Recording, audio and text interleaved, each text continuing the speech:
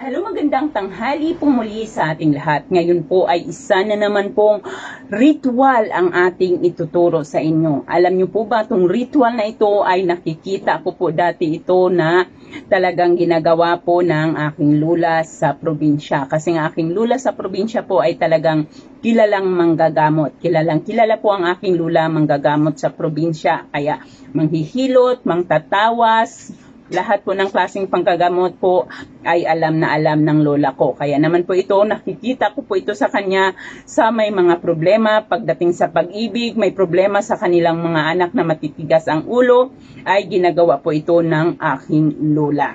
Kaya naman, ito po ay aking ituturo sa inyo. Ngunit, bago po ako mag-start ay muli ko pong pinapaalala sa inyo, ito po ay gumagana po lamang sa mga taong may 100% paniniwala sa mga ganitong klase ng ritual, gayuma, love spell, mga pampaswerte. Kung kayo po ay gumagawa nito na may katiting na duda, ay talagang wag tayong magsayang ng panahon at oras sapagkat wala po talagang mangyayari. Napakarami po nating mga messages sa Pinays at Love at talaga namang very thankful sila dahil yung iba hindi pa nga halos tapos ang ginagawa nila ay ayan nagpaparamdam na sa kanila ang kanilang mga ex. Minsan hindi nga lang po talaga mangyayari ng isang beses mo lamang gagawin ay hindi po talaga minsan mangyayari.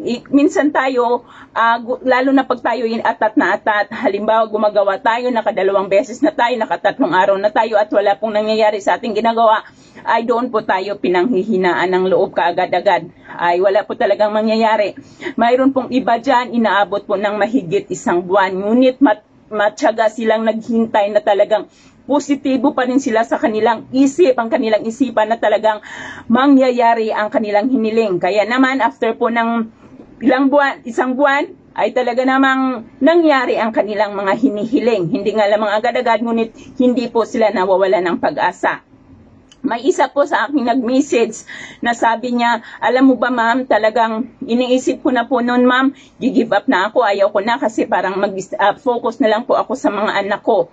Pero nung time na nagsabi na siya noon, kinagabihan ay talagang kumuntak na sa kanya yung kanyang ka-LDR na boyfriend. Kaya naman very thankful po siya. Kasi talagang kahit naman nasabi niya na ayaw na niya, ay talagang positibo pa rin siyang mangyayari man, ngunit magfo-focus na lang muna siya sa mga anak niya.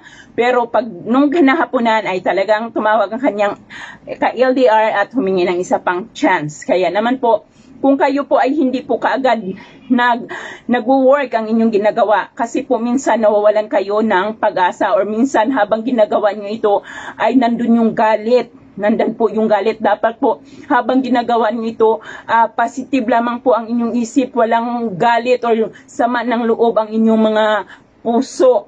I-claim mo sa iyong sarili na talagang itong gagawin mo ay mangyayari. So, ito pong ating gagawin ay panawagan naman sa kutsara at plato.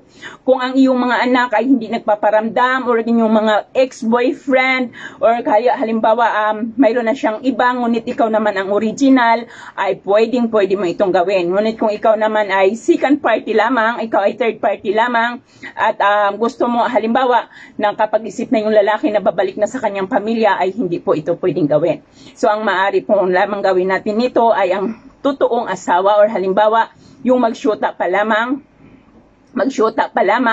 na nagkahiwalay at gusto niyang bumalik sa kanya. So ngunit kung ikaw ay third party, sorry guys, hindi po natin ito maaaring gawin dahil hindi rin po ito mag-work sa inyo. So narito po ang ating mga kailangan nating gawin. Kailangan po natin itong gawin sa loob ng 9 na araw. Sa loob po ng 9 na araw. Ngayon kailangan natin ng litrato na. Litrato niya. Sabihin ng iba dyan, ma'am, wala po akong litrato sa kanya, hindi po ako nakapag-print, may litrato po lamang ako sa cellphone. Pwede po natin gamitin ang litrato niya sa kanyang cellphone.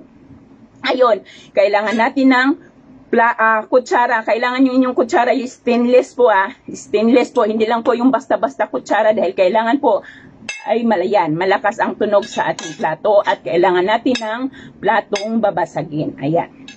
Ngayon, tuwing umaga, habang ikaw ay nagkakape or nag-aalmusal, kung ano man ang kinakain mo, umupo habang ikaw ay nakaupo sa lamesa. Halimbawa, pwede kang kumain, dapat po sa lamesa mo ito gagawin.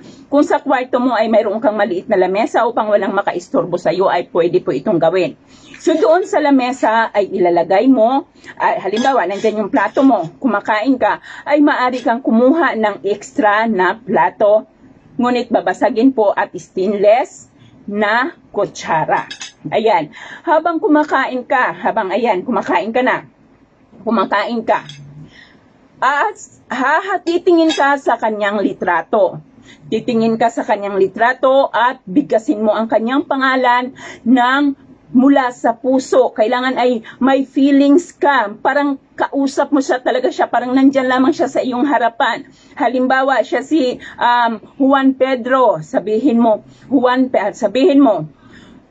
yan, ikakato ka. Yan, Juan Pedro, umuwi ka na, tayo ay kakain na. Juan Pedro, magpaparamdam ka sa akin, iisipin mo ako, hindi ka mapapalagay sa kakaisip sa akin. Ayan.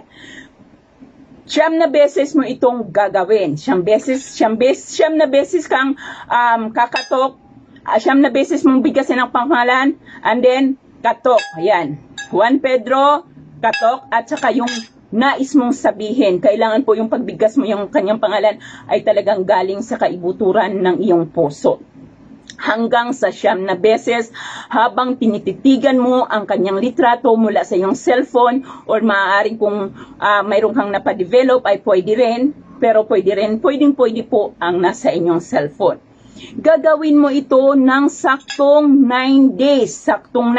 So, halimbawa, mag-start ka ng Martes ng umaga. Ito po ay pwede nating umpisahan kahit anong araw. Any time of the day ay pwede po natin itong umpisahan. Pwede po itong umpisahan sa gabi, sa hapunan, or pwede rin naman po sa almusal. Wag pa lang po sa tanghalian. Sa umaga lang po at sa gabi ay pwede tayong mag-start. So, halimbawa natapos ka ng Martes, start na po ang count nun. Or nag-impisa ka ng Miyerkules, start na po. So, halimbawa nagawa ka ng Martes. So, 1 na yun. Martes, Miyerkules, Huwebes, Biyernes, Sabado, Linggo, Lunes, Martes, Miyerkules ka matatapos. Ayan po 9 days po eksakto gagawin mo ito. Araw-araw na dapat po ay walang laktaw. Gagawin mo ito araw-araw. Pwede kang mag-start ng gabi at pwede ka ring mag-start ng umaga. Yan po, paalala po, gagawin po ito kung ikaw ay may 100% paniniwala. Guys, napakasimple na lamang po nito. Huwag niyo naman po sanang sasabihin, ma'am, wala kaming litrato, ma'am, wala kaming ganyan. Kung talagang gusto niyo pong mangyari ang inyong kahilingan, ay napakadali pong gumawa ng paraan. Kutsara naman siguro, mayroon kayong stainless na kutsara at saka plato. Ito pong babasagin na plato na kulay white, ay may nababili po tayo niyan sa mga palengke kahit 15 pesos or 20 pesos po lamang. So, ayun po guys, gawin po ng tama at may dedikasyon. Basta tayo po ay magtiwala at syempre kung malinis ang ating intensyon, ay hindi po tayo magdadalawang isip na humaling pa rin ng gabay sa ating mahal na Panginoon. So, ayun po lamang, maraming salamat at magandang tanghali sa ating lahat.